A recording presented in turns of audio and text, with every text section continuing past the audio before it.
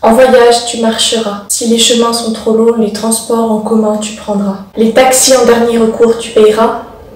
Et ton portefeuille, tu sauveras.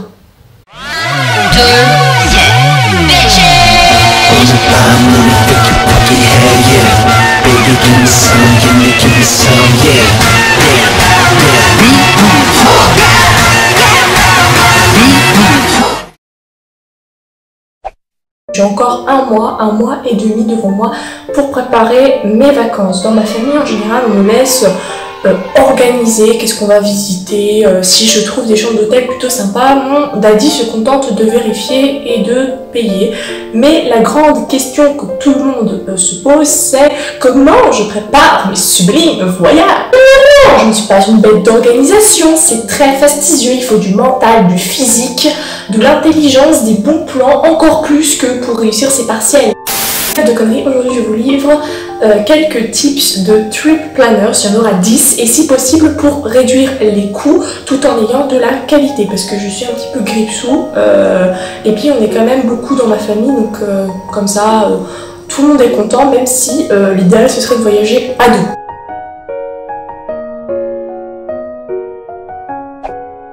Premièrement, ce serait de mettre un navigateur privé. Alors, on n'est jamais trop prudent, mais je vous vois venir, je ne vais pas vous faire la pub de NordVPN comme tout le monde. Personnellement, moi j'utilise CyberGhost. Il y a même une version gratuite qui est plutôt pas mal, et la version payante est vraiment cool, à part un petit truc, mais si c'est votre ordi perso, il n'y a absolument aucun problème. Honnêtement, on peut faire beaucoup de choses avec.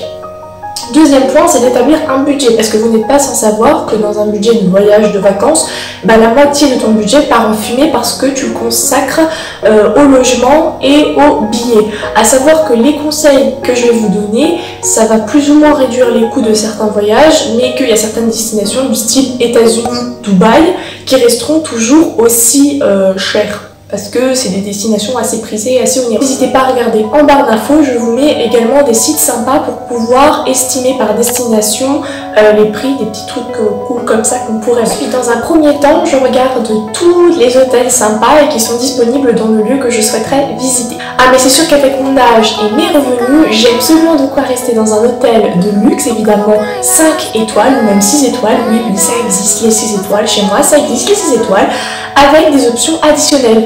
Vous allez me dire c'est quoi des options additionnelles? Je peux vous assurer, dans certains hôtels, la serviette de bain elle est commune et par contre le savon c'est en supplément et ça coûte quand même assez cher. Une fois que je sors de ma rêverie à coup de bucket challenge forcé, je passe sur des sites un peu plus conventionnels du style Airbnb pour trouver des tarifs qui conviennent un petit peu mieux à une princesse déchue comme moi. Mais attention, je garde quand même des critères de base, un endroit sûr, pas trop bruyant, plutôt proche de ce que je veux visiter parce que j'ai pas non plus envie de dilapider tout ce qui reste de mon budget en moyens de transport. 3 étoiles minimum, évidemment, et puis qu'on puisse fermer la porte de la chambre à clé, voire la bloquer. Et pas de petits pois sous l'oreiller, c'est obligé, sinon moi je viens pas, je ne pose pas mes pieds. Une fois que j'ai le logement, je regarde mes billets, bon je fais peut-être le truc à l'envers, mais écoute, si je ne sais pas où je vais atterrir, ça va pas le faire, parce que me faire débarquer dans la forêt amazonienne sans l'assurance d'un bon petit-déj le lendemain, no way, je ne voyage pas, je reste sous ma couette avec Riverdale. En tout cas, n'hésitez pas à recourir au comparateur ou à des sites low cost. Alors oui, c'est vrai, il faut faire la chasse aux petits bons plans. Il y a certains sites qui le font pour vous et ça peut vous permettre de gagner du temps, surtout si vous partez directement dès que vous êtes en congé et que vous n'avez pas forcément le temps de préparer le voyage à 100%.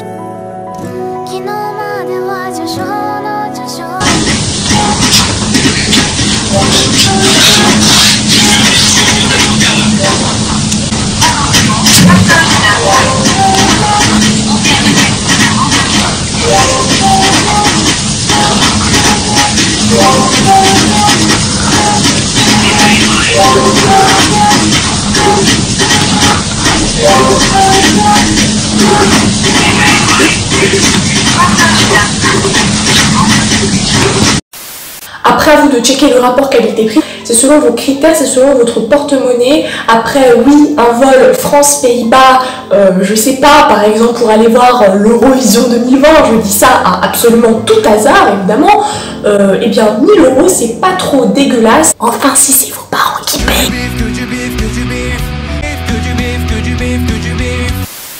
Mais quand tu as 11 heures de trajet et que tu payes des suppléments bagages et que tu as des ronfleurs à côté de toi, je pense que le sacrifice semble un peu lourd, hein. 11 heures ça a l'air quand même un petit peu long, hein. Ah, mais la petite astuce c'est de réserver à l'avance, surtout le mardi à 11 heures en général, c'est là où les prix sont le plus bas, c'est bien pour ça que le mardi c'est mon jour favori. Mais du coup c'est vraiment vrai, l'algorithme a vraiment testé que ce jour-là, dans cet horaire-là, et bien c'était génial, et puis ça a été testé après par 2 générations de good deals, nickel. Bon, et si vous avez un travail qui ne vous permet pas de respecter la golden rule que je vous ai donnée il y a quelques secondes, et bien pas de panique, hein. Même si vous avez un itinéraire aux petits oignons qui vous a pris un temps monstrueux, que vous n'êtes toujours pas en vacances, que vous êtes en retard, il n'y a pas de souci, c'est soit à l'avance, soit vraiment hyper méga en retard. Il y a certains sites de réservation sympas, comme d'habitude tout sera en barre d'infos, qui vous permettront de checker à la toute dernière minute des offres plutôt sympathiques. De père en fille chez moi, on a le flair des bonnes affaires. Et s'il y a bien un truc que j'ai appris, c'est Dare to Dream. Non, il faut oser et négocier. Et puis en plus, ça te permet d'avoir des petites ristournes, genre des petits déjeuners ou des petites commissions qu'il faudrait éviter de payer. En fait, en te mettant en relation, tu peux réussir à négocier un tout petit truc sympathique. Moi, j'ai envie de te dire, c'est toujours ça de prix. Et puis à la fin, en général, les hôtels et puis les avions veulent toujours remplir à tout prix. Donc, vous êtes contents. Et eux aussi, non sponsor avec Jiffy. Bon, en fait, on peut réduire le budget dans certains thèmes. On peut faire des concessions pour garder un peu plus d'argent pour autre chose, ou si déjà les prix billets et du logement vous a déjà coupé un bras. Donc on va peut-être garder l'autre, ce serait plutôt pratique, hein, pour pas finir comme Jamel Debbouze. On peut essayer de manger des sandwichs tous ces jours, c'est tout à fait possible. Bien que ce soit connu que le film de ma vie c'est pas Orgueil et Préjugés, mais Orgueil et Gourmandise. Bon, en fait, si toi t'es capable d'aller en Espagne sans bouffer de paella ou de tacos, ou d'aller au Japon sans bouffer de ramen et de melon pan, eh bien, c'est bien, mais moi je peux pas. En tout cas, tu peux toujours manger local ou de saison. Putain, on dirait mon prof d'histoire de 4e là. Ça réduira tous les coûts. C'est plus accessible quand même que de demander des trucs que tu peux trouver qu'à d'autres saisons. Ouais, et puis sinon, si t'as un cordon bleu sous la main, comme par exemple ton copain ou ta copine, ou alors que tu es Sébastien Michaelis incarné, hein, tu peux toujours te faire à manger à toi-même.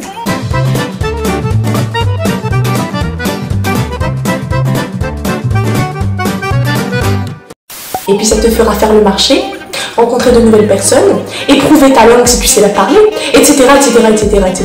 Bon, après, moi j'ai déjà explosé le micro-ondes, fait déborder le lave-vaisselle et aussi... On peut également faire des économies sur les souvenirs. Vouloir, c'est tout à fait normal, mais entre les photos, les vidéos que vous avez déjà sur votre téléphone ou votre appareil, ça fait déjà un paquet. Perso, mon scrapbooking, c'est un gros souvenir à lui seul. Et puis honnêtement, quelle est l'utilité de collectionner 100 000 cartes postales et magnets?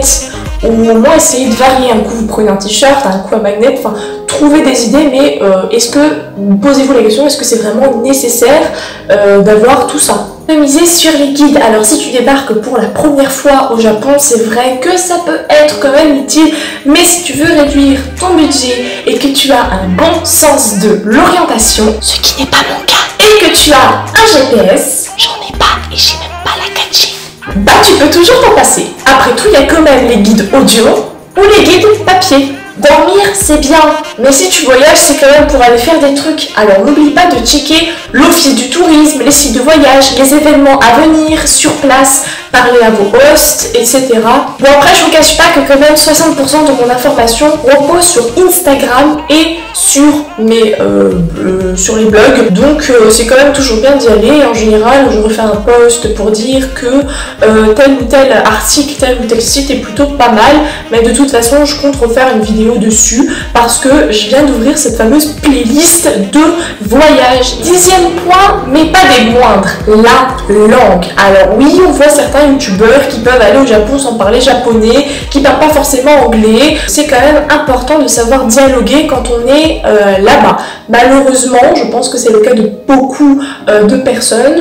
Je suis plus ou moins autodidacte en langue, et c'est-à-dire que sortie des cours de lycée où on va pas se le cacher, l'anglais et l'espagnol, c'est pas non plus du top niveau comme les natifs. Bah en sortie de là, je vous avoue que je suis un peu livrée à moi-même. Donc je vais pas vous parler de Babel, de Rosetta Stone, de trucs comme ça, mais je pense quand même que le principal, même si on va là-bas, c'est de savoir comment dire bonjour, au secours, comment est-ce qu'on va ici, il y a un hôpital là, quelle est, je sais pas, l'ambassade de France la plus proche, des choses comme ça, c'est super important. Voilà, cette vidéo est à présent terminée. J'avais tout plein de conseils sur avant d'être dans le moyen de transport pour partir à vos voyages, comment organiser, etc. Mais je me suis limitée à 10 conseils, donc j'espère qu'ils vous auront plu. Bon, je sais qu'il y a certaines choses que je fais à l'envers par rapport à d'autres personnes, et je vous ai expliqué pourquoi, mes arguments, et du coup je serais très curieuse de savoir si vous avez des conseils aussi d'organisation de voyage, surtout pour des personnes qui ont un budget limité parce que c'est des étudiants ou parce qu'ils partent à plusieurs, et donc il faut contenter tout le monde sans pour autant se ruiner. Sur ce, moi je vous souhaite une belle journée, une belle soirée, ciao!